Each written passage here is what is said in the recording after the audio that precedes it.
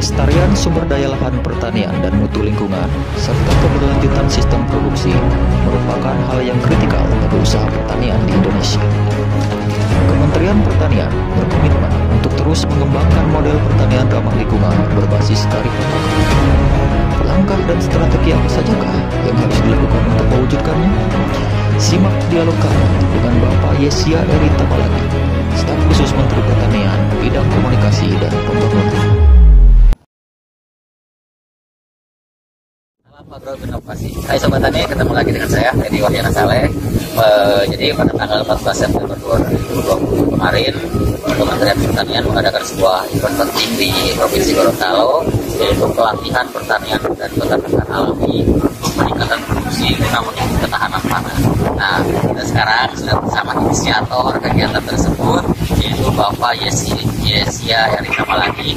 Beliau adalah staf khusus Menteri Pertanian, Bidang Komunikasi dan Pembangunan. Selamat siang Pak Eri. Selamat siang. Ya Pak. Selamat datang Pak di Gorontalo. Terima kasih banyak. Terima kasih sudah kehadirannya di sini. Jadi seperti Bapak bukan sudah yang kali pertama ya Pak, datang ke Gorontalo sudah beberapa kali. Kemudian banyak tentang perkembangan pertanian di Provinsi Gorontalo.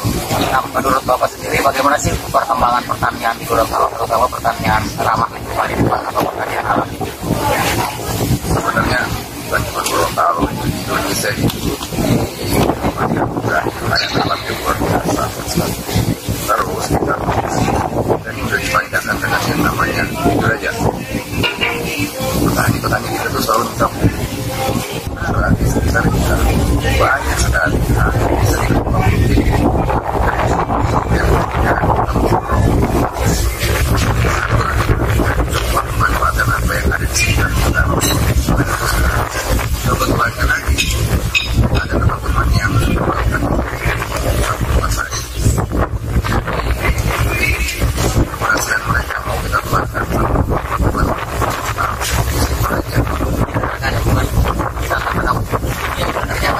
Bisa diatasi hal yang alami Pak Eri.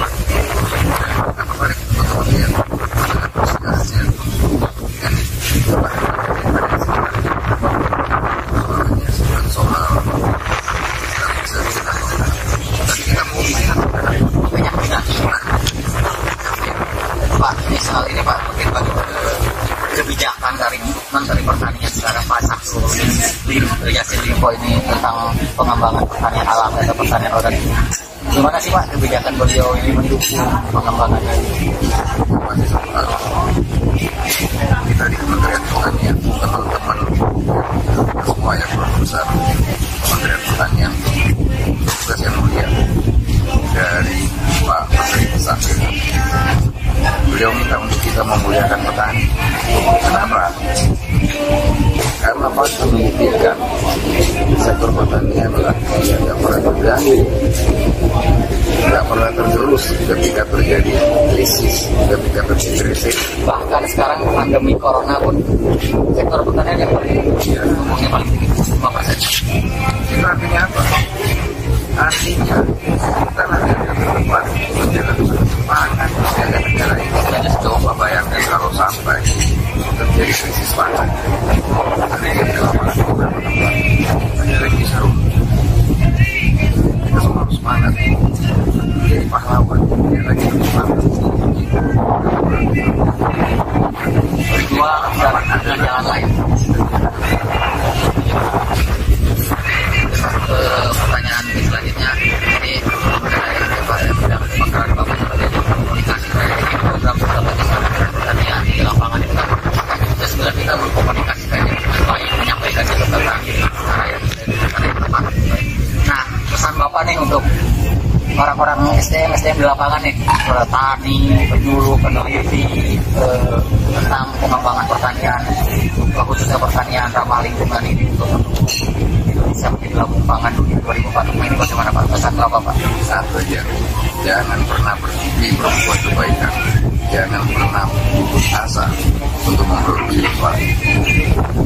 Kalau kita udah putus asa, kalau kita udah berhenti, selesai apa yang kita berbuat, termasuk teman-teman. Dan dalam agama juga di sana dikatakan apa? Sampaikan walau satu ayat. Jadi produksi lah, baru kecil, karena lama-lama itu menjadi besar. Jangan pernah berhenti untuk membuat kebaikan, karena sektor pertanian bukanlah sektor yang berpikir tentang bekerja di sektor pertanian adalah ibadah. Mungkin tantangan ke depannya Pak sektor pertanian di masa depan Pak, menurut Bapak dari sisi komunikasi Bapak Kalau kita tidak mampu memanfaatkan teknologi, kita tidak mampu mengkomunikasikan apa yang kita buat dengan baik, maka orang tidak akan pernah memandang, orang tidak akan pernah tahu apa yang sudah kita lakukan. Misalnya gini, saya itu banyak terharu dengan apa ada di sana di Papua. Teman-teman bisa buat pupuk itu dari kulit sapi. Terus teman-teman karantina Gorontalo juga sesuatu yang menurut saya luar biasa. Dengan peralatan modern. Terus teman-teman BPTP. Kemarin saya lihat mereka, waduh, luar biasa. Semua beneran. Tapi kalau kemudian kita nggak pernah mendokumentasikan, memberitahu orang apa yang kita buat, maka orang tetap akan mengatakan sebelah mata, apa sih itu BPTP, apa sih itu karantinasi. Jadi teman-teman jangan pernah ragu, kita sudah keberhasilan kita. Kabarkan kepada masyarakat lewat medsos, Instagram, Facebook, manfaatkan. Kenapa? Indonesia adalah pengguna keempat terbesar di dunia untuk internet dengan 125 juta yang menggunakan Facebook, WhatsApp, dan seterusnya. Kalau 1% dari itu saja yang bisa baca, berapa banyak orang itu kabar baik Pak, bukan hal yang mengada-ngada atau yang bohong, itu kabar baik yang disebarkan mungkin begitu Pak ya. Kadang-kadang orang berpikir bad news is good news, padahal good news is good news itu. Kenapa teman-teman tidak melakukan hal yang sama ketika menemukan sesuatu? Kasih tahu sama kita, kita udah bisa buat ini. Tidak ada varitas baru, kita kasih tahu kita udah bikin varitas. Jangan kasih kesempatan orang melihat kita ya tidak sih. Kita lawan itu dengan apa yang sudah kita lakukan. Sama itu Pak, kita juga BPTP kan punya beberapa media sosial seperti YouTube, Instagram, Facebook, apalagi kan Pak. Mungkin ada tips dari Bapak untuk menulis sebuah berita yang istilahnya bisa orang tertarik untuk membacanya Pak. Apakah dari judulnya harus apa, bombastis atau seperti apa? Judulnya harus bombastis, tapi harus bisa langsung orang tertarik. Orang akan tertarik untuk membaca. Teman-teman karantina udah segala macam kayak setengah matinya mereka, tapi mereka nggak menyerah. Kenapa kita nggak bilang karantina itu sama dengan masif? Ya masih jangan menyerah. Jadi kita mampu membuat alam berpikir orang secara tidak sadar kita giring masuk ke kita. Komunikasi adalah bagaimana kita menyampaikan apa yang kita mau, bukan apa yang orang inginkan.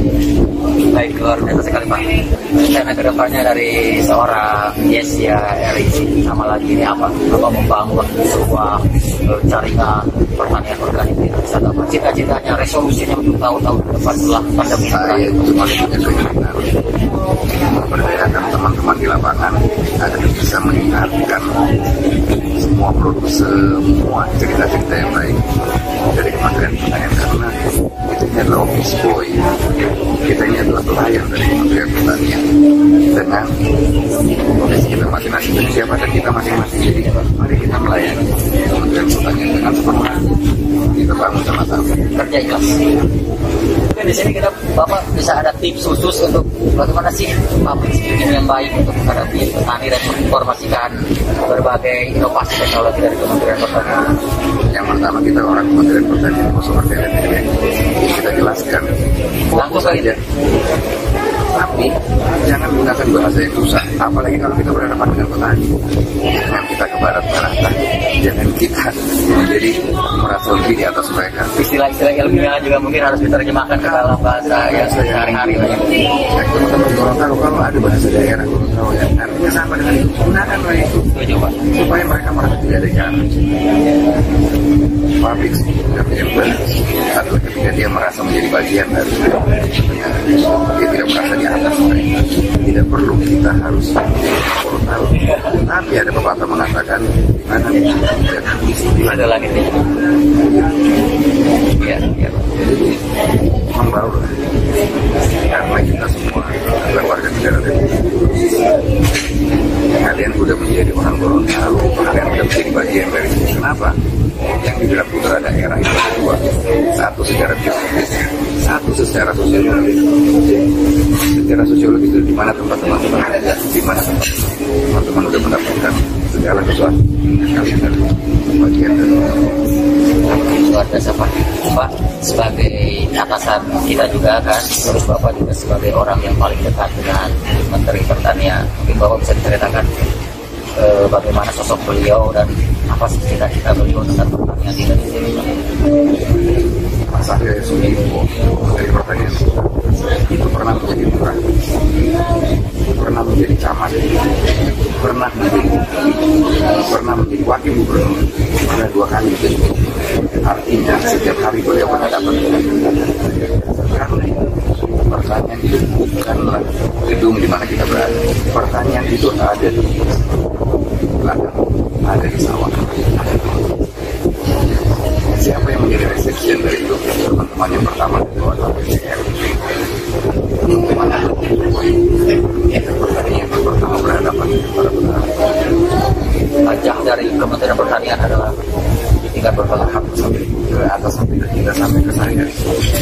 Jadi kita nggak perlu harus kita dibahas. Tadi barusan bilang kita butuh pelatihan public speaking. Oke, kumpulin teman-teman bukan tempat kita bikin ya. Kan kenapa saya merasa bahwa itu menjadi tanggung jawab saya untuk melayani kalian.